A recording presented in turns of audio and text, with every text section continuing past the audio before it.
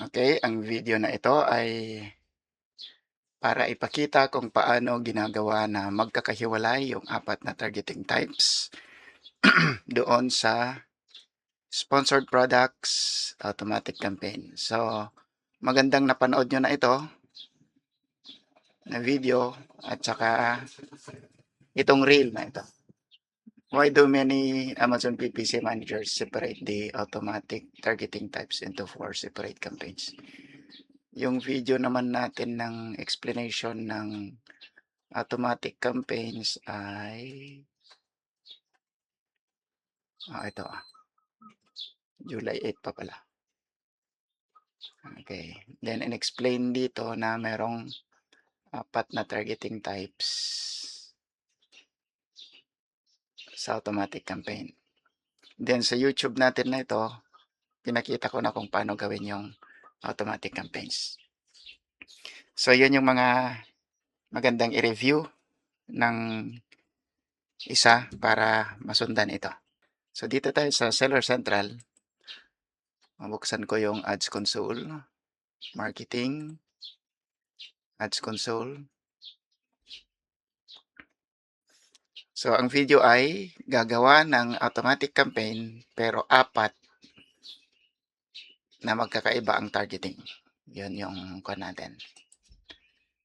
Ito Ito.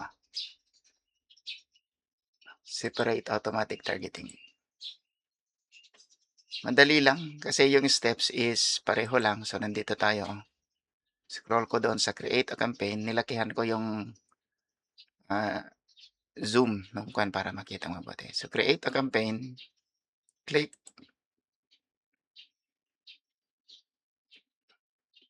So sponsored production. Kaya create campaign.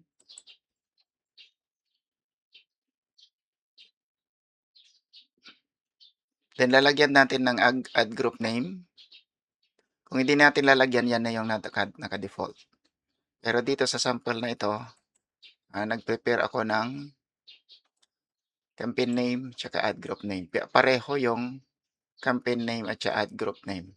Ganyan yung ginagawa ko para pag ad group lang tinitingnan ko, alam ko kung nasaan yung campaign na yon, ay nasaan campaign siya. At kapag campaign name lang tinitingnan ko, alam ko na kagad kung anong ad group name yung laman nun.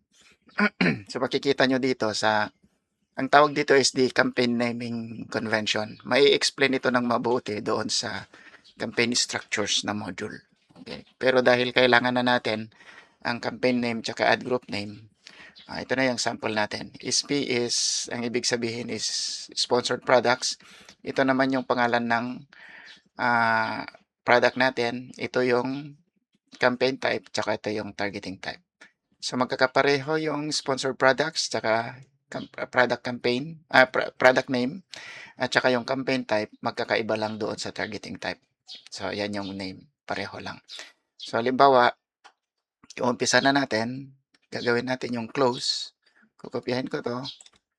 Control C, ilalagay ko dito. Control V. Then sa part na ito, wala tayong babaguhin sa sites. Sa products, if you remember, dito sa video na ito, naipakita ko na yon. Pipili tayo ng product na i-advertise dito sa products. Okay, so itatype natin dito yung pangalan ng product, din isi-search natin, pag lumabas na diyan sa baba, i-add natin. So, dito naman sa targeting, nakalagay sa automatic targeting, so saan natin ihihiwalay yung close, loose, complements, at substitutes.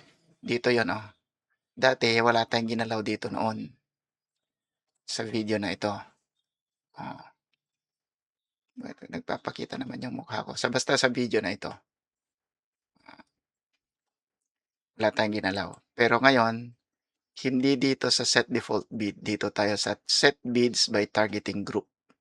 Ayan. Yan yung magkakaiba. Yung next steps pareho na. Yung first steps, few steps pareho na. Dito lang magkakaiba. Click ko. Then makikita nyo na yung close, loose, substitutes, and complements. So, paano tayo gagawa ng close lang? Patayin natin itong loose, substitutes, and complements. Parang switch lang. Then itong bid na ito, usually 50 ang nilalagay ko dyan pag bago pa lang.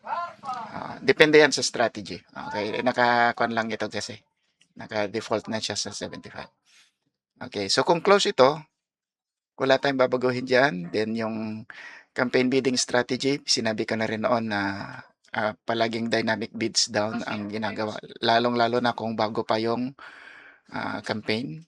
Sa placements, wala pa kasi hindi ko pa na-explain yan kung anong gamit yan. So, campaign name, pareho ito doon sa ad group name natin. Paste ko yung kan. Then, sa portfolio, in-explain ko na rin ito sa unang video natin. A portfolio is a way to group the campaigns or organize the campaigns based on kung minsan depende sa strategy, sa goal ng mga campaigns natin. Pero usually ang ginagawa ko is one portfolio per one product. Then maglagay tayo ng budget. Then okay na yan. Okay na yan. Launch campaign na. Pero hindi ko la-launch because this is just a sample. Ngayon, paano natin gagawin? Close na yon, ano? Tapos na yung close. Auto-close. Okay. Ngayon, paano natin gagawin yung auto-lose? So, mag-start ulit tayo sa taas. Halimbawa, go back to campaigns kasi gagawa tayo ulit ng bago. Then, punta tayo sa create campaign. Same steps. Create campaign. Sponsored products. Create campaign. Guess nyo nga kung anong gagawin natin. So, itong pangalan, kaunin natin ito. Actually, kahit hindi nyo baguhin ito. Pero it's bad practice kung hindi nyo babaguhin.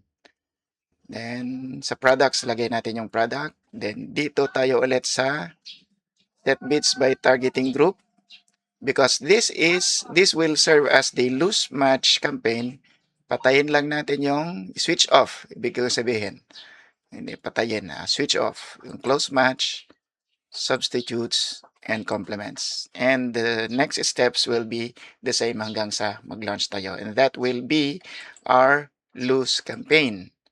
Ngayon, alam nyo na kagad, palagay ko, kung paano gawin yung complements and substitutes. You start from the start, same steps, pero pagdating sa targeting groups, i-off nyo naman yung loose, substitute lang ang i-on nyo. Then, kapag complements na, nauna pala yung complements dito, substitute.